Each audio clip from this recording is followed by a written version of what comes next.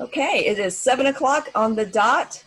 Welcome, members and friends, to our first ever virtual Beaches Watch May meeting. I'm Maria Mark, president of Beaches Watch and your host. Tonight, we will hear from our school district representative, Elizabeth Andersen, and our school superintendent, Dr. Diana Greene. Before they give their presentations, though, I do have a few announcements to make so that we can get some of the housekeeping duties done. First of all, the meeting is being recorded and will be available on our website tomorrow. For those who are joining us via telephone, I just want to mention the upcoming events, but they are also posted on our website. So, as always, we always want to grow our membership, so we're always working to do that. Our memberships are $15 for individual, $20 for family, and $5 for students. You can sign up online, and it's a yearly membership. It's valid January through December. Your membership goes to support us and support what we're doing by bringing these community meetings like this that we do every month, as well as our Give Back Award and our Flan Sharp Memorials scholarship to our Fletcher High School seniors, which we've received several applications from seniors, so we are going through the vetting process, and we'll be selecting them at our next board meeting, which will be next Thursday. Atlantic Beach is looking at revising their sign code. So they've got a public hearing meeting coming up May 11th at 6:30 p.m. Jacksonville Beach, they're considering several things now. They want to update their sea turtle lighting ordinance, bicycles permitted on sidewalks, and major charter revisions for the November ballot. So they're having their meeting on these items on May 18th at 6 p.m. Neptune Beach is still going through their visioning plan. So if you have any input, they have a website, neptunebeachvisionplan.com. If you are a Neptune Beach resident, please give them your input on this. By now, you probably know about the COVID-19 updates regarding our beaches. So we are now open, no restrictions, starting today, as a matter of fact. They're still asking for 6-foot social distancing. They're still asking that groups remain smaller than 10. Dogs are allowed on the beach, but in compliance with each of the city's ordinances. So make sure you know what that is. Restaurants and retail are now allowed to open with 25% occupancy, and also again with social distancing. Please be mindful of that. We understand that there was quite a run on some of the restaurants in town center today with that, but please be mindful. You know, we're not over this yet. Hotels are open. Churches will be open with social distancing. Daycares are open with social distancing. And just as an update, the number of positive cases we've had. Jacksonville Beach has had 31, Atlantic Beach has had 7, and Neptune Beach has had 4. So kudos to our leaders here at Jacksonville, at our beaches communities. Kudos to our community for understanding how serious this is and taking this very seriously. We need to remain vigilant. Just because these restrictions are being lifted doesn't mean we're out of the woods yet, and we still want to make sure that we are practicing those safety measures. Our next upcoming Beaches Watch meeting is June 3rd. At this point, we don't know if it's going to be another virtual meeting or if we will actually be able to gather at the library, so just stay tuned for that. This will be our 2020 legislative session update, and again, COVID-19 updates. So our speakers will be all 3 mayors from the beaches. Atlantic Beach Mayor Ellen Glasser, Jax Beach Mayor Charlie Latham, and Neptune Beach Mayor Elaine Brown. And then our July meeting, of course, is our beaches police panel. They give an update on the 4th of July and other issues at the beach. And we'll have the chiefs from all 3 beaches. Atlantic Beach Chief Vic Gualilo, Jax Beach Police Chief Smith, and Neptune Beach Police Chief Pike. So be sure to put those on your calendar as well. The following presentations from Ms. Andersen and Dr. Greene, we will provide them with questions that you submit via chat. Now, chat is only available to those who have logged in with a computer or on a mobile device. So if you just logged in via telephone, the chat option is not available to you. Hopefully you've sent in questions prior to this meeting as we requested, but we will be, as I said, monitoring the chat. Also, following the meeting, we will post the short survey that we normally have at our meetings. We ask you to take a minute to fill it out because we highly value your input and feedback.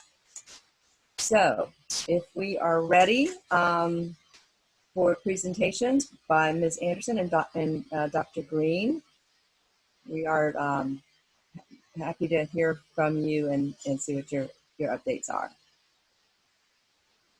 Thank you so much, Maria. I appreciate it. This is such an interesting way to get together. It was just a year ago that we were all together in the Jacks Beach Public Library, and it's a little strange now, not seeing anyone's faces and getting to see all of my friends and everybody that's been so encouraging and supportive. I do want to say thank you all for joining us.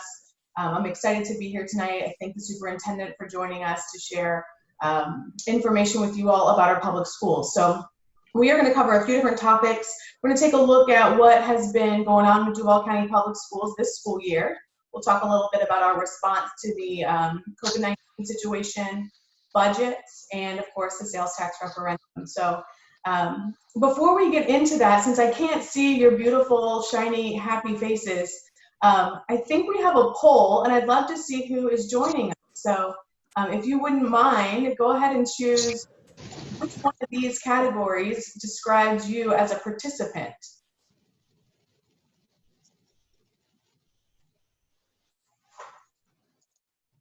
And we'll see who's here with us.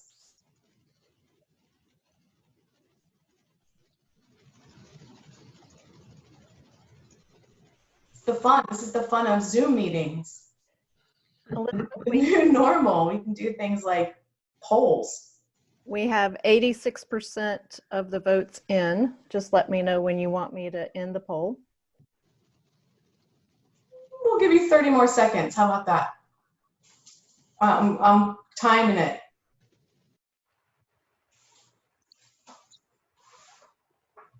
All right, Sandy, who do we have with us?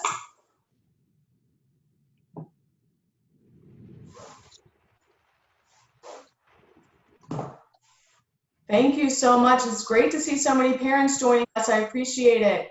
And the community members. This never fails to surprise me how many folks may not be directly associated or connected to our schools, but still care so much about public education. These are your tax dollars. You own these schools too. So thank you so much for being here. I do want to say welcome. I don't know who all the elected officials are that are here with us tonight. I do know Councilman Carlucci, at-large Councilman Carlucci, did let me know he would be with us, and he has been so supportive of our public schools. So I do want to say welcome to Councilman Carlucci and whoever else is there. If you want to send me a text or an email, I'll give you a shout out by the end. All right, with that said, we'll go ahead and dive into it. If we are looking at what has been going on recently, I think it's arguable here that our public schools have made this transition to at-home education as well as, or better than any other school district, certainly in the state, but probably even the country. There are a lot of school districts that have really struggled to get online, and it has not been an easy feat. Within 2 weeks of launching Duval Homeroom, more than 99% of our students were back engaged with teachers. In fact, more students have been engaged on a daily basis than on a typical normal school day, which has been really surprising. I know the media has shared some questions about whether or not students are actually engaging, but teachers miss their students and students miss their teachers, and they are logging on. I will let Dr. Greene tell you more about the details of Duval Homeroom and the COVID-19 response, but I've been really impressed with the agility of the school district and their ability to shift quickly as well as the school administration that, to me, really demonstrate deserving our confidence in their ability to solve some of the deeply rooted educational challenges that we have here in Duval County. As you all know, and I love to talk about, Duval County Public Schools has been recognized as one of the top urban school districts in America, which is great for our community, but mostly for our students. And we will talk more about that as well. So I'm going to go ahead and turn it over to Dr. Greene to share about the performance of our schools, and then I'll come back with some reflections at the end. So with that, I will go ahead and share our presentation. Let me get us all set here.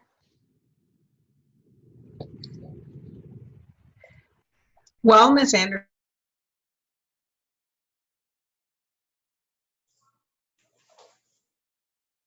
not only to our school-based administrators, our teachers, but our bus drivers, food service workers, paraprofessionals, custodians, all these individuals played a role to ensure that we could move from face-to-face to a virtual online platform relatively quickly, as well as to ensure that we are providing meals to our students. And not only are we providing meals, but we are actually providing breakfast, lunch, and dinner at the majority of our school locations and at our mobile sites that we call the Big Yellow Lunch and Learn. So before we get more into what we've done with Duval Homeroom, I kind of always want to go back to where we were and where we are today. So Ms. Andersen, if you could switch to the next slide. Duval in 2009-10, graduation rate was only at 58.3. So basically only half of the seniors graduated on time. Today, our latest information is that we are at 86.5. That in itself is a great feat, but the wonderful thing that we've done is we've also closed that gap. If you look at African American students in 2009-10, the graduation rate was only 50.5, and today it's at 84.5. For Hispanic students, back in 2009-10, the graduation rate was only at 58.1, and today it's at 87.5. So we are closing that gap of all students having that opportunity to graduate high school, and not only graduate, but graduate on time and be college and career ready. In addition to improving our graduation rate, we've made tremendous gains with our school grade. We are less than 0.5% of making an A, of being rated an A school district. It takes 677 points to make an A ranking. And as you see, we're at 673 points. But just in 2015-16, look where we've come from. We were only at 604 points, and we've grown almost 70, my math is off, almost 70 points over the last few years. You don't do that without making tremendous progress in the classroom, tremendous progress at the school-based leadership level, tremendous progress at the district level. It is a commitment from the boardroom to the classroom. We could not experience the success that we are experiencing right now without having a very strong school board, a strong administration, and, as we lovingly state, outstanding teachers in the classroom. We are at a place now where we no longer can just teach to the average. Our state standards are so rigorous that if you just teach to the average, we will not be able to continue to move our high-performing students. It will be a struggle to move our students that are performing below average, our struggling students. We have to individualize, differentiate instruction, and review the data of our students constantly to ensure that we are moving all students. And for us to be an A school district, it has to be about serving all 130,000 students that are attending our schools. With that in mind, when COVID-19 hit, we were just hitting our stride in being prepared for the May state testing. And then COVID-19 came while for most districts, they were still in school. But for Duval, we were only one of 4 districts that was on spring break. We did not have an opportunity to bring our teachers back, nor our students back. So we were the first large district in Florida to launch the online platform for all students. We launched March 23rd. All other districts launched March 30th, with the exception of 3 other districts. We deployed 38,000 computers, over 3,000 wireless hotspots for students. Today, we still are managing 7 locations where parents or students can, if their laptop breaks, all they have to do is drive to one of the 7 locations and we give them a new laptop. For our teachers, we have special hours for teachers. If their laptop becomes defective, all they have to do is drive to one of those 7 locations, drop the laptop off, and we give them a brand new laptop. We continue to support our students with internet connectivity and laptops. And you haven't heard us talk a lot about the paper packets that we started at the beginning of the online process. We're down to just hundreds of students continuing with paper and pencil. So those packets are done directly from each school, and students and families that, believe it or not, we have families who don't use computers. It is something they don't believe in. And so we have to support them still with paper packets, and we continue to support those families today. We've delivered over 1.5 meals to students, 1.5 million meals to students. Every day we are delivering close to 50,000 meals so that we can ensure that our students are not only being supported academically, but we are also taking care of their physical needs. This isn't on the slide presentation, but we are providing mental health therapy for our students. We continue, it's through telehealth. Students can call in and they can have a session with a therapist, or students who were seeing a therapist prior to COVID-19, we are continuing those therapy sessions and supporting those students. This month, May is Mental Health Awareness Month, and we have activities each day for the month of May to bring that awareness forward to our community, to remove the stigma. We all have issues that it'd probably be helpful for us to have someone to talk to. We all have things in our life that we have to work through, and for some of us, we need that support. For others, we can be mentors to young people to help them through the issues that they are facing today. Through Duval Homeroom, we have conducted to date, probably now, over 6 million live virtual learning sessions. Just like we are having a live virtual meeting, our teachers have the ability to have live meetings with their students.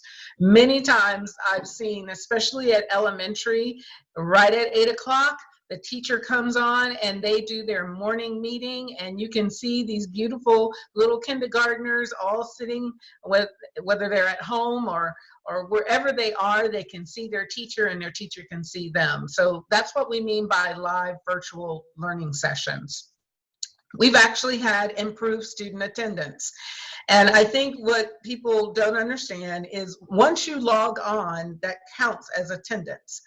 For our secondary students, they need to log on and access their lessons for the day or the session with their teachers, but many times they're doing their work offline. Or if you're doing paper and pencil, the teacher calls you and the teacher is engaged with you with your lessons at home. That counts as attendance. And then the last thing is we've managed to get a referendum to revitalize our schools on the November ballot. That was definitely a great feat with the support of the school board, and I would say it's more than support, with the leadership of the school board. We were able to get that legislation passed with the city. The last thing I would like to share is this was supposed to be the last year of the what we call Florida standards. And as a state, we were moving towards Florida's best standards, benchmarks for excellent student thinking. It was announced in January that we were moving away from the Florida standards to Florida's best standards.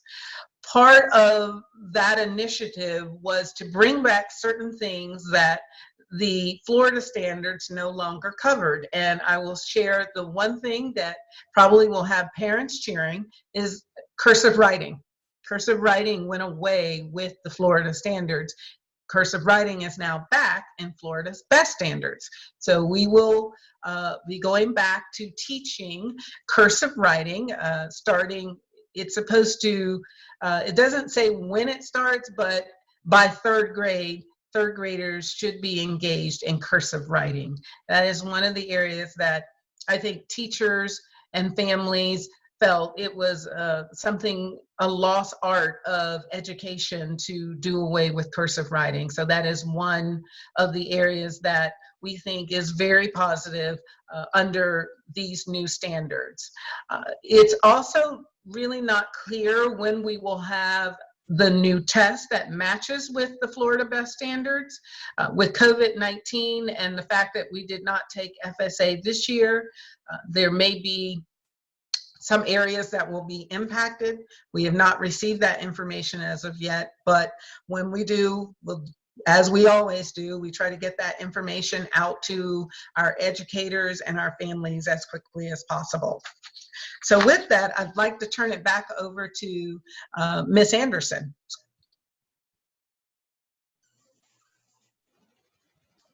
Thank you so much, Dr. Greene. I'm going to try to get my picture back up here. Well, I'll stay with you like this for a minute. We're going to go, I'd like to share with you our budget priorities before we talk a little bit about the referendum. So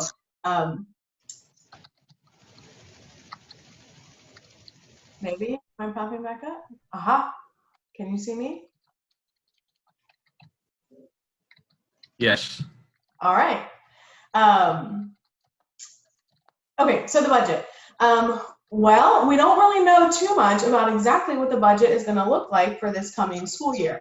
Unfortunately, this whole COVID-19 process has really put some things on hold. We are just at the beginning of our budget process as a school board. We'll be taking a look at budgets during workshop next week, but the governor hasn't signed a budget. So every year during legislative session, the House and the Senate get together, they tell the governor what the priorities should be, and then the governor signs that usually. But it's really unclear what's going to happen with funding for public education. So we anticipate that the legislature will go back into special session sometime in June to look back at the budget. Obviously, this is the crisis, the pandemic is costing the state a lot of money. And so there are some estimates that are looking at cutting public education up to $10 billion on about a $93 billion budget for the state of Florida. That's a significant hit for us. So unfortunately, we don't really know how that's going to shape up for next school year. We use the strategic plan to align our budget priorities. The school board is going to be looking at doing a new strategic plan sometime in the near future, but that's another thing that kind of got put on hold for us. So we will still be continuing to work with our previous budget priorities. And as you can see here, that is student achievement and well-being, developing and retaining high-performing team members, ensuring effective, equitable, and efficient use of resources aligned to our student outcomes. It's also important to note with these budget priorities that when I came on the board, there was some conversation and going around, what is the school board doing with the budget? And there was what many were calling a deficit, which wasn't exactly a deficit, but we won't go into all that. I am really happy to say that since Dr. Greene's arrival, we have been able to increase our fund balances. And last year we were able to bring that back to the state's minimum of a 6% reserve of revenue. So we are making ends meet. I wouldn't say we are, I don't think anybody in public education is rolling in it.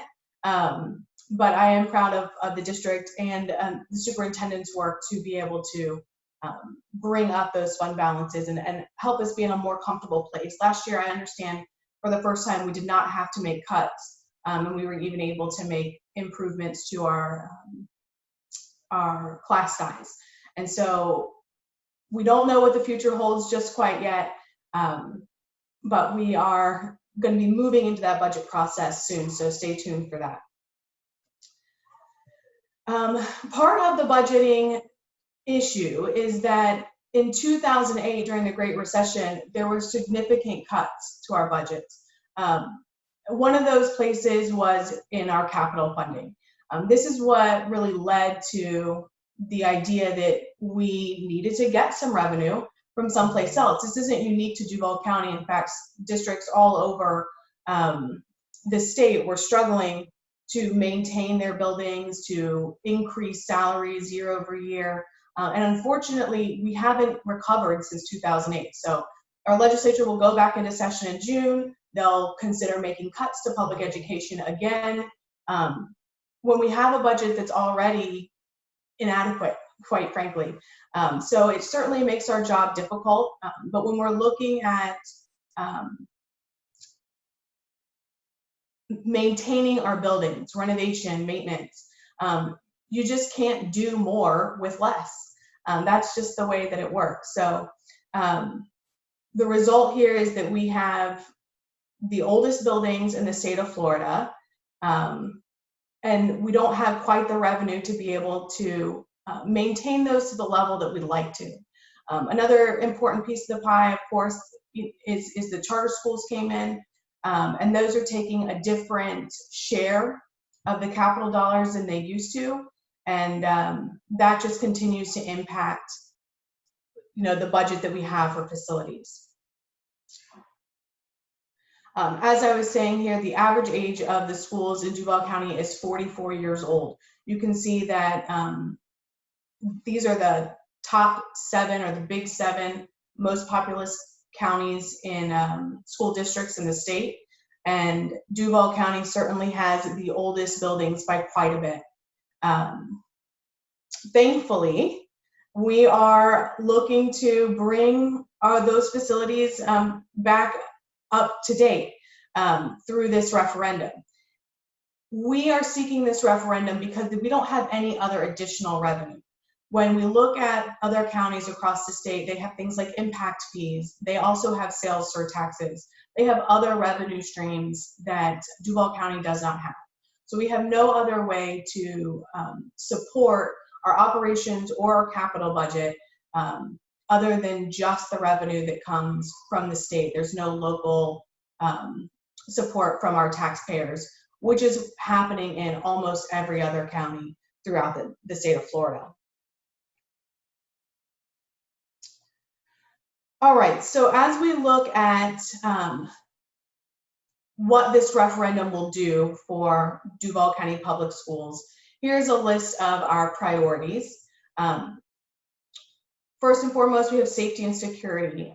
When we were speaking last year, if you heard me speak about the sales tax referendum, this is priority number one. Within the first 3 years, the superintendent has prioritized touching every school to make sure that safety and security is the best that it can be. And we've already done some of this work, but certainly the referendum is going to help us get where we need to be. I think in session this year, panic alarms is something that the legislature is now requiring. So when you're talking about installing the technology and the safety equipment that's required by statute in 165 public school buildings, it costs a lot of money. So safety and security, of course, is a top priority for our students, and we will be addressing that first. Our second priority is the backlog maintenance.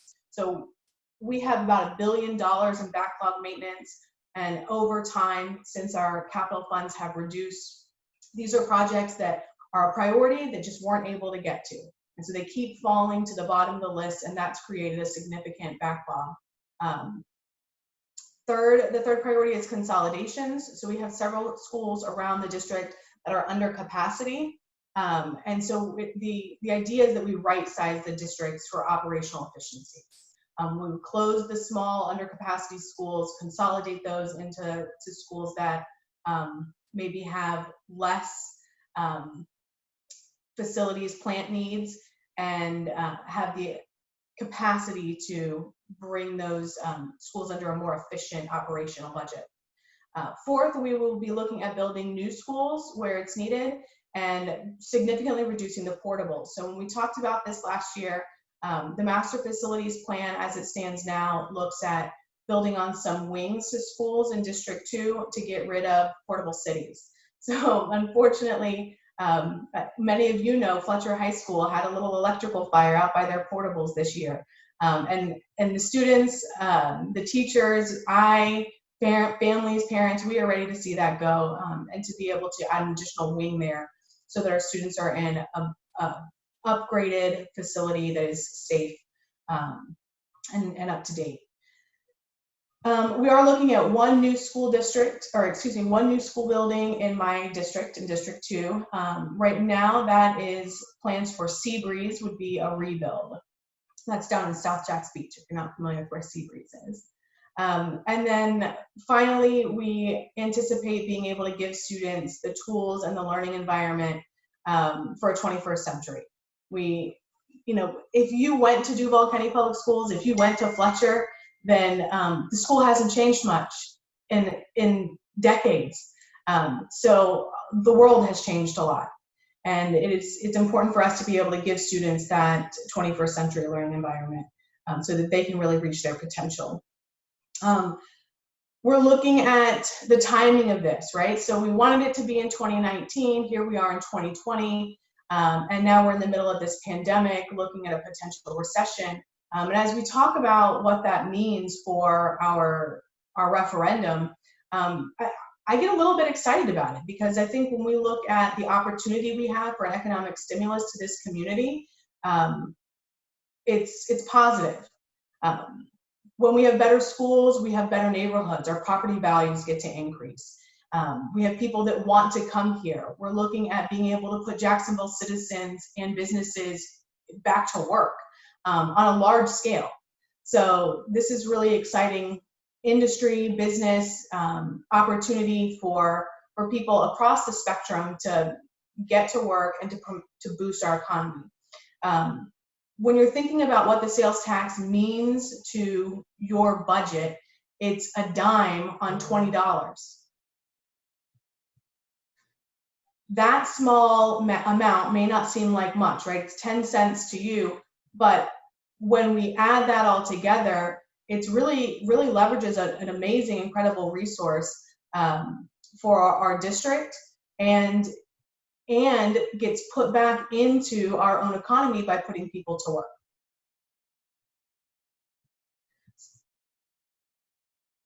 not only do we have the opportunity here to provide this sort of economic stimulus back to the community, but we know from polling that was done in 2019 that people supported it then, and now we're looking at a new reason to support it.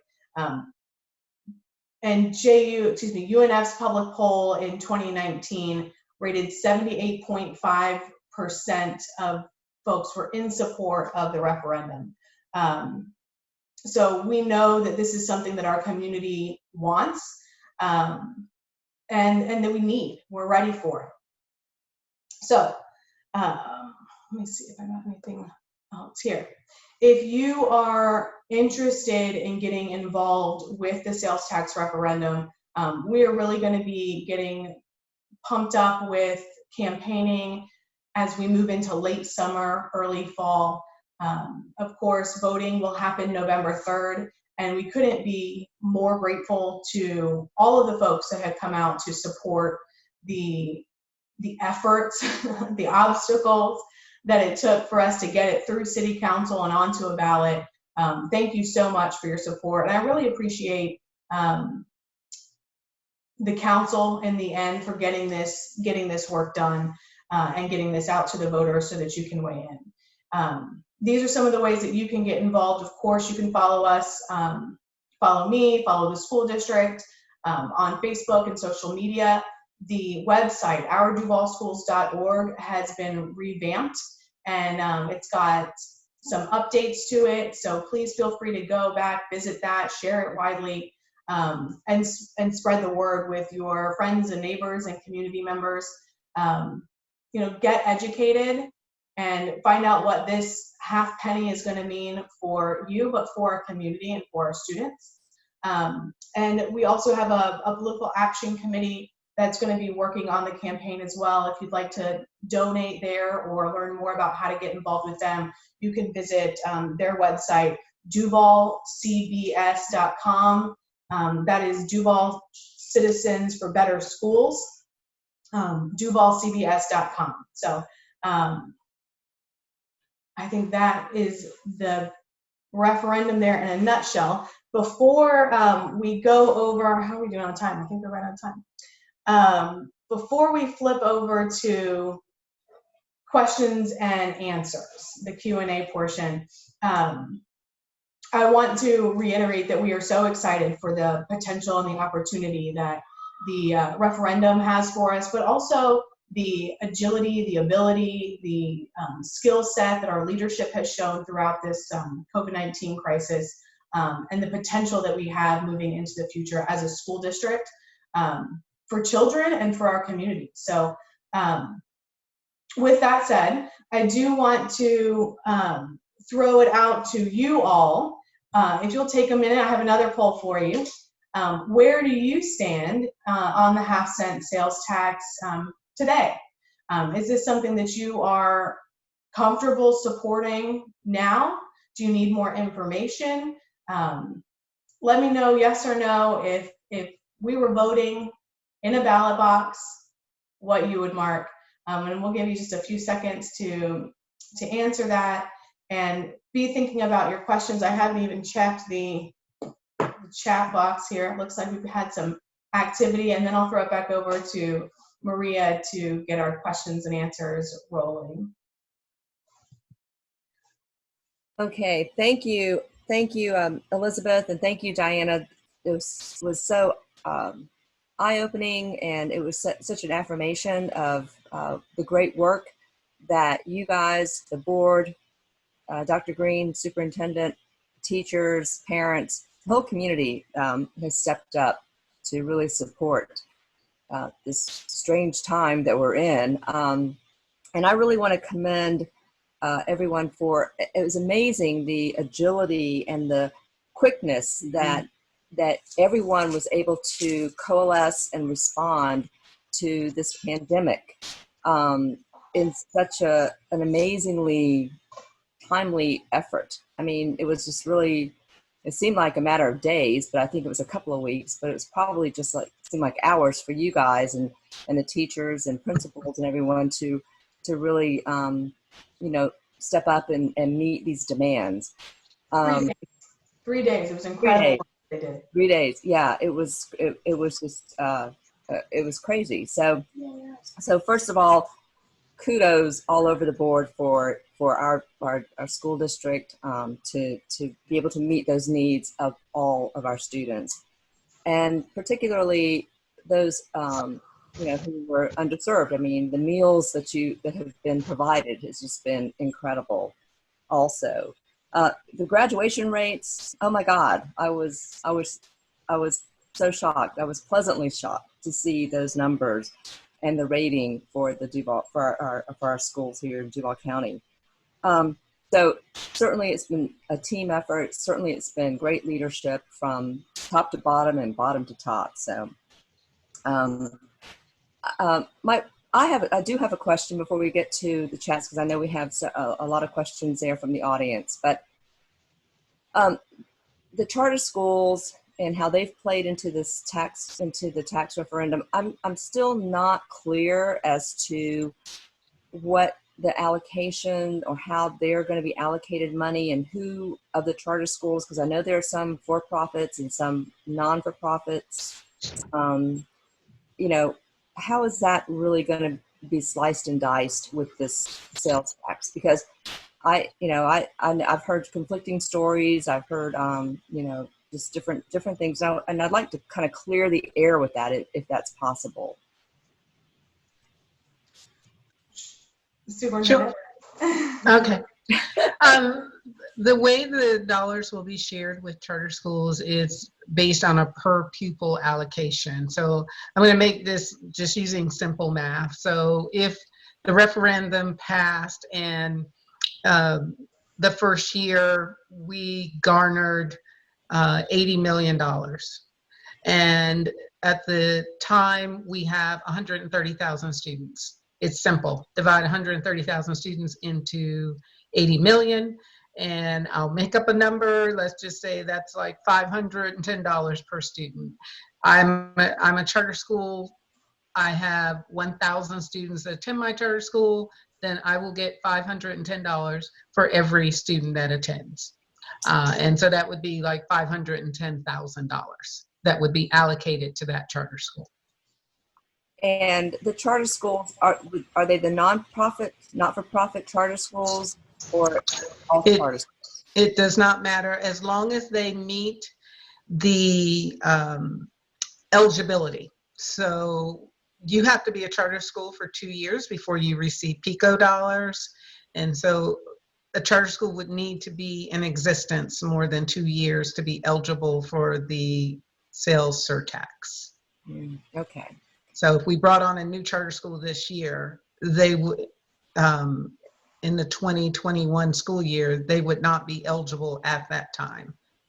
But once they've been in existence more than 2 years, then they meet eligibility. And I'll add to that, this sales tax referendum came up this year in the legislature, and is just passed by the House and the Senate. And so we worked, our school board, Duval County, worked really hard on this legislation. And the statute that governs how charter schools can get and spend their capital funds was added as an amendment that with the sales surtax, they'll also have to follow that rule. I'm gonna say it's like 1013.62 is the Florida statute. I actually kind of feel confident about that. Somebody can challenge me if I'm wrong. It's a long statute, but there are several rules that charter schools would need to meet in order to qualify for the sales surtax.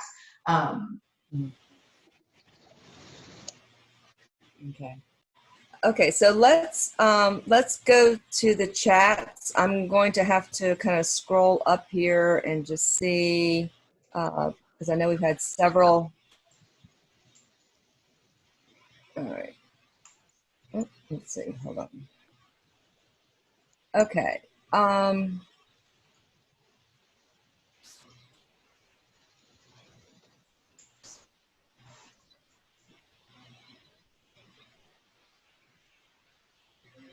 A lot of people are are expressing their gratitude and Thank you. amazing Yes. what you guys have been able to do. Let's see. All right, so here's as the referendum was being placed on the ballot, a Beaches politician claimed that this tax is damaging to the economy. The information about the sales tax said otherwise. Why is he wrong? I'm sorry, I didn't see the question. Who is this? This is from one of our attendees. It says, as the referendum was placed on the ballot, a Beaches politician claimed that this tax is damaging to the economy. The information about the sales tax says otherwise. Why is he wrong? Sure. I mean, I think that when you're looking at moving into a recession, and people that, we're at record rates of unemployment, certainly folks are fearful about the potential economic downturn that we face as a result of this pandemic.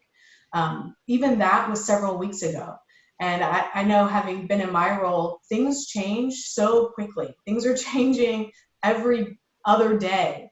And so I think that Duval County has done a great job managing this crisis. I'm excited that we're looking at reopening things and being able to get people back to work. And I think as we've had time to marinate in what the potential for economic instability looks like, and to reconsider how we will benefit from this in a different way.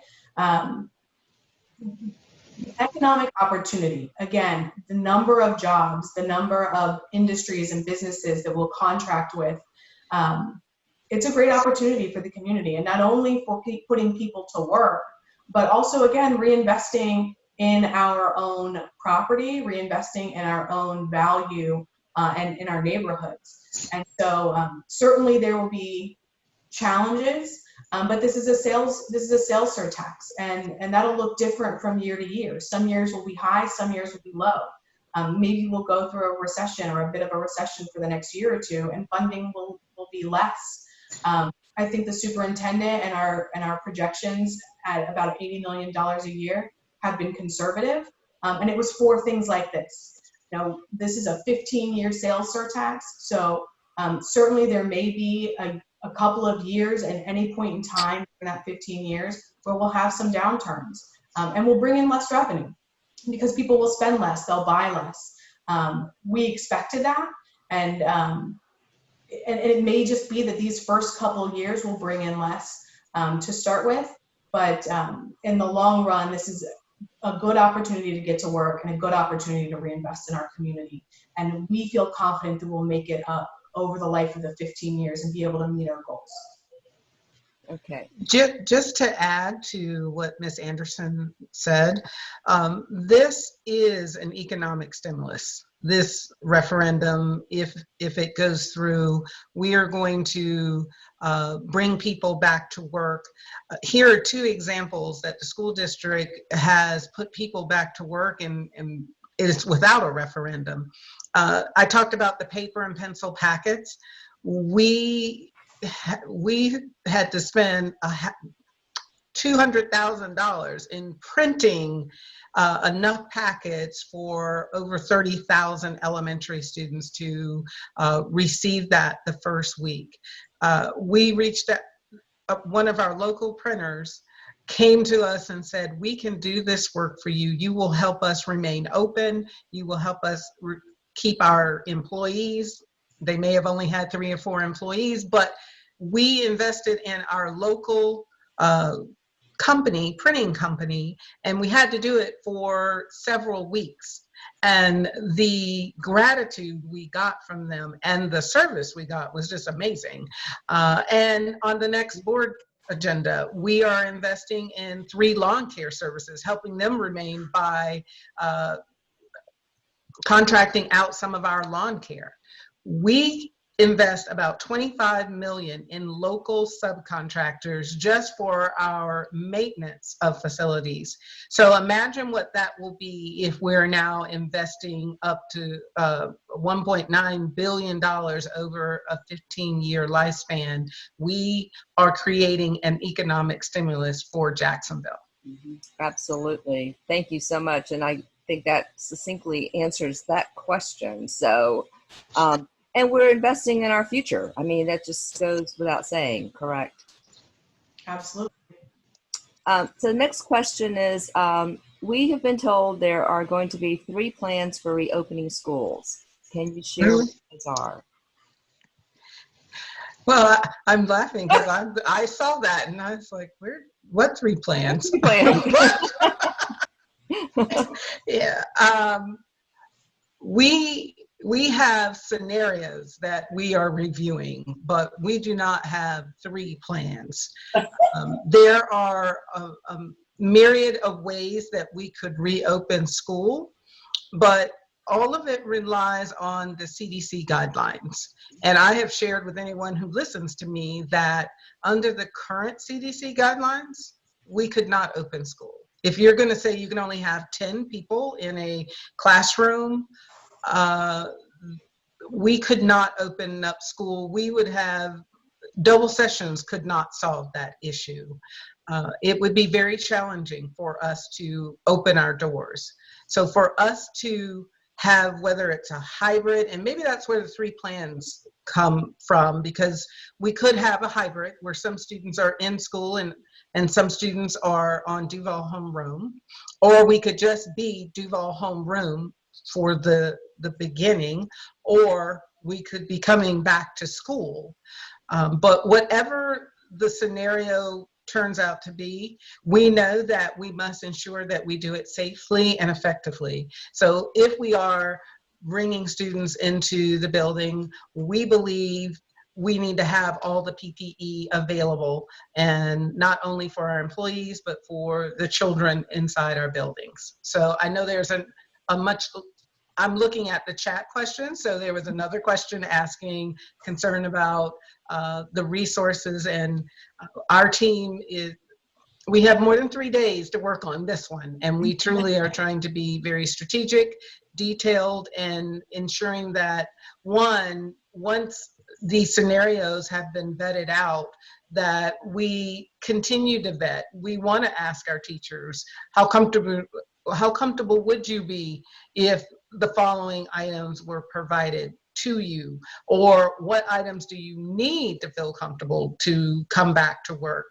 as well as vetting out questions with our parents. Just like Ms. Andersen had the survey or the poll, we survey our parents. We surveyed our high school seniors. We asked them, how do you want us to handle your graduation? Because really it impacts you the most.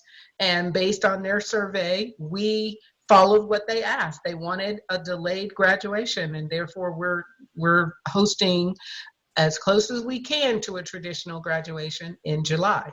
Mm-hmm. So it really depends on all the CDC guidelines, because we're going to follow those guidelines.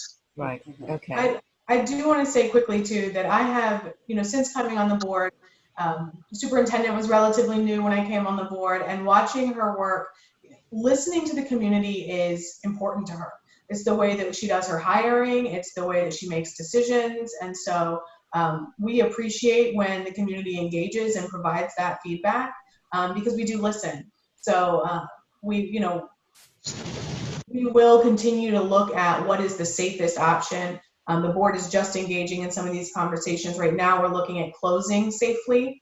And I do want to say thank you to the chamber, who was able to donate some PPE and masks to our schools and to our staff to be able to close schools out safely. Excellent. Another question here said, now that so many have the potential to take classes at home, will the high school classes be able to maybe have online courses so they can do a kind of dual enrollment and graduate early, or take more classes for their interests, etc.? How are special ed programs going? Do you have any teachers able to visit homes, etc.? Well, currently we have a number of things going on. Our students in special ed, many times we won't send teachers because for some of these students, they are medically fragile and we don't want to put that student in a situation, you know, even with social distancing and even having PPE. For some of our ESE students, it is just best that they are home and that the teacher is working with them in the same light that we're having this meeting. Our high school students, first of all, they already have a way to graduate early. They can go the 18 credit hour pathway. And if they are committed to mostly doing their core classes, they can actually graduate a year early. So that's already available for students, whether it's face-to-face or they're going through our online school called Duval Virtual Academy. A lot of people don't know that we've actually been doing virtual school for a long time. We actually have a virtual school called Duval Virtual Academy, and students for years can sign up through Duval Virtual Academy and take all their classes online. I think we will have a hybrid model. I do believe that we will have some students wanting to take classes virtually and other students wanting to be inside their school with their teachers. I shared with the board that there's a difference between Duval Virtual and Duval Homeroom. Duval Virtual School is truly an online, complete online courses, and it's not as much visual interaction between the teacher and the student. A lot of it is the student is sort of they self-direct that course. Yes, the teacher checks in with them, but unlike Duval Homeroom, we work really hard to have that face-to-face connection. And it wasn't a question, but there was a statement made that it's easier for the elementary students doing the face-to-face connection than the high school. And it is, because all the high school teachers want their class, come to my class. And so if you can't come to that class, then you'll have to catch the recording. And it is a challenge, especially for our large high schools, because it's very hard to schedule the teachers and they all want to have that face-to-face time. I hope I answered that question. Yes, so we are at 7:56, so we have just about 4 minutes left. I wanted to get this one question in, and you guys can see all the questions, all the chat. So I'm not sure if you can personally respond to those questions that we didn't get to. Otherwise, I encourage our participants to either send you an email, a personal email, to get your personal response. We had a number. I mean, we had a large number of participants, which was great, and we expected that. But so I wanted to just ask our counselor Matt Carlucci, when the referendum passes this November, when will improvements in construction begin? And he wants to thank you, Dr. Greene, and you, Ms. Andersen, for all that you're doing. Thank you. Well, just to answer Councilman Carlucci's question, we're going to start projects as soon as possible. The easiest projects to start immediately would be the safety and security. One, we have the pre-planning prepared and it will be ready to go by January. The second piece to this is that the board would have to accept my recommendation of bonding of $500 million. And if the board accepts that and that bonding goes through, that is what's going to kick in our projects. And if you go to Duval Schools, our duvalschools.org, you can see the timeline of the projects. We have the master facilities plan on that website, as well as the timeline. So if you want to know when Seabury is going to get that new school, then look under Board Member Andersen's, and you'll see all the projects under Board Member Andersen's district, and you'll see the timeline when those projects are scheduled to start. Excellent. And And just just really quickly, the revenue doesn't start getting collected until January 2021. So we would vote November 2020, we'd start collecting revenue January 2021. And then I don't think we even get revenue to us, I believe, from the state, and superintendent can correct me if I'm wrong, for the first quarter, right? And then we get a first sort of like lump payment. That is correct. It kind of comes in quarters. So the first year is the most challenging because it doesn't come in quite as quickly. sure. After the first year it comes in, it's much easier. Okay. Thank you so much, Elizabeth and Dr. Greene. This has been just more than informative. We wanted to see the poll results, and as you can see, overwhelmingly 94% support the poll, which does not surprise me at all. We can send the questions to you guys and ask you to answer them. So we'll post the answers on our website and Facebook. Sure, I did share with Councilman Sandy Golding, that if there are questions here that we feel still need an answer, I think we're going to capture the chat. I am happy to look through those questions and answer the best that I pass that back to Beaches Watch, so you all can share that with your members as well. So That's excellent. Thank you. Thank you so much. And thank you everyone for making our first virtual meeting, I think, is such a success. So just to remind you, please fill out our short survey. We have our links that we're going to show right now. So you can watch the meeting tomorrow, follow us on Facebook, and, please. Maria, it's Teacher Appreciation Week. So if you haven't already thanked a teacher, please do that. And tomorrow is Children's Mental Health Day, so please wear green. Yeah. I'll say thank you. Thank everybody virtually. Please stay safe, stay socially distant, and we will be back next month. Thank you. Bye-bye.